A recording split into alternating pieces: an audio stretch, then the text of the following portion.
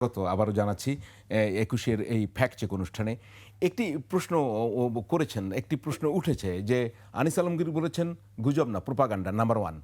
Number 2 হচ্ছে যে আপনার হাসনাত আবদুল্লাহ যে পোস্ট দিলেন সেনাবাহিনী সংক্রান্ত, তারপরে সার্জিস আলম একটা পোস্ট দিলেন এবং হান্নান মাসুদ বললেন যে দুজনের যে কেউ একজন মিথ্যে বলছে। এই ধরনের পোস্ট কি গুজববাজদের আবার উৎসাহিত করে কিনা, আপনার অবজারভেশন কি? না, এখানে প্রশ্নটা হচ্ছে যে একটা পুরো রাজনৈতিক বলয়কে আমরা কিভাবে দেখব। বিষয়টা হচ্ছে যে যখন আমাদের এখনও মনে হয় যে শেখ হাসিনা হচ্ছে সাবেক প্রধানমন্ত্রী, that is the basic problem. এবং বিভিন্ন মিডিয়ায় বারবার করে আমরা বলেছি যে এটা উনি সাবেক প্রধানমন্ত্রী না, she is a convicted felon, she is convicted by the people, will of the people. এবং পুরো দেশের মানুষ তাকে ভাগানোর জন্য, তাকে ছড়িয়ে ফেলার জন্য সেদিন গণভবনের রাস্তায় রওনা দিয়েছিল। তো এই বাস্তবতাগুলো ভুলে যাওয়া হচ্ছে, এই বাস্তবতাগুলোকে রিরাইট করার চেষ্টা করা হচ্ছে, এই বাস্তবতাগুলোকে ইতিহাসটাকে মুছে ফেলার চেষ্টা করা হচ্ছে, অ্যাজ ইফ গণ অভ্যুত্থান বলে কিছু হয় না এই দেশে।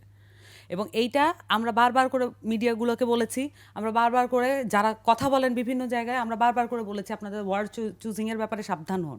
কেন বলেছি? কারণ আমরা জানি যে আপনাদের এই অসাবধানতা, এই ধরনের শব্দচয়নের অসাবধানতার মধ্যে দিয়েই আওয়ামী লীগ আবার পুনর্বাসনের প্রক্রিয়া শুরু হবে। এবং এখানে আওয়ামী লীগ পুনর্বাসন প্রক্রিয়া, এটা হচ্ছে একটা রাজনৈতিক উদ্যোগ, এটা একটা রাজনৈতিক উদ্যোগ আকারে পুরো দেশে ছড়িয়ে পড়েছে। বিভিন্ন পক্ষ বিভিন্ন জায়গা থেকে এই আওয়ামী লীগকে আবার প্রাসঙ্গিক করার চেষ্টা করা হচ্ছে। আমরা বলেছি আওয়ামী লীগ নিষিদ্ধ করার যে প্রক্রিয়া, সেটা আমরা বলেছি বিচার এবং অমুক তমুক অনেক কিছুর মাধ্যমে এটা আওয়ামী লীগ নিষিদ্ধ হবে।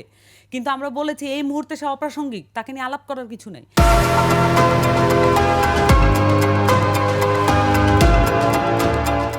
কিন্তু তাকে নিয়ে আলাপ করানোর জন্য নানান পক্ষ যেভাবে তৎপর, এটার সাথে আপনি যেটা বললেন যে ইন্ডিয়ান মিডিয়ার যে জিনিসগুলো আমরা এখন পর্যন্ত দেখলাম, ইন্ডিয়ান মিডিয়া আসলে কি করে, পুরো ইন্ডিয়ান মিডিয়ার আপনার আরেকটা আছে এনডিটিভির রবিশ কুমার, তার সারা জীবনে ফাইট ছিল এটা। সে অনেক দিন ফাইট করেছেন যে এই ইন্ডিয়ান মিডিয়া যে গুজব কেন্দ্রিক তাদের সংবাদ, এটা তো এমন, কারণ ইন্ডিয়ান মিডিয়া বলতে আসলে কিছু নাই, এটা স্টেট ম্যানুফ্যাকচার্ড এবং এটা একটা পার্টি ম্যানুফ্যাকচার্ড একটা মিডিয়া হয়ে দাঁড়িয়েছে। এবং তারা এই জিনিসগুলো কোথা থেকে শিখেছে?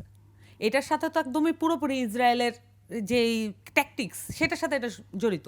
ইসরায়েল যেভাবে গুজব প্রচার করে ফিলিস্তিনের ব্যাপারে, ইন্ডিয়া সেভাবে গুজব প্রচার করে বাংলাদেশের ব্যাপারে।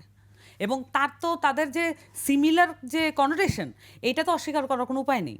এবং এখানে পলিটিক্যালি দেখতে হবে যে বাংলাদেশকে আসলে ইন্ডিয়া কীভাবে দেখতে চায়। এটা প্রোপাগান্ডা বা গুজব কোনোটা না, এটা হচ্ছে বাংলাদেশের উপরে ইন্ডিয়ার আগ্রাসন।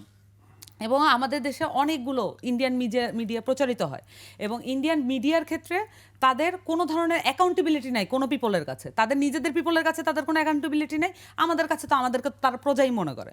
তো এই কারণে তারা এটা গুজব প্রোপাগান্ডায় শুধু সীমাবদ্ধ নয়, এটা হচ্ছে একটা পলিটিক্যাল আগ্রাসন, এটা একটা স্টেট ম্যানুফ্যাকচার্ড আগ্রাসন আকারে দেখতে হবে।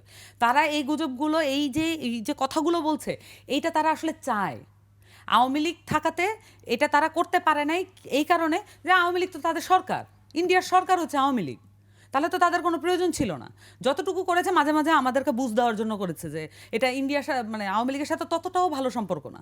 কিন্তু কতটা ভালো সম্পর্ক এগুলো চুক্তিগুলোর মধ্যে থেকে আমরা দেখতে পারি, এটার জন্য তো আমাদের ইন্ডিয়ান মিডিয়া দেখার প্রয়োজন নাই। তো এখানে দেখতে হবে ইন্ডিয়ার আগ্রাসন আকারে তাদের স্টেট ম্যানুফ্যাকচার্ড মিডিয়া দেওয়া, তারা যে ধরনের প্রোপাগান্ডা চড়াচ্ছে, এটাকে শুধু প্রোপাগান্ডা আকারেও দেখলে চলবে না, এটা পলিটিক্যাল ইন্টেনশন আকারে দেখতে হবে। তো আপনি বলছিলেন যে অসাবধানতা বশত আমরা যেন সতর্ক থাকি শব্দ চয়নে, শব্দ উচ্চারণে। তো ধরেন যে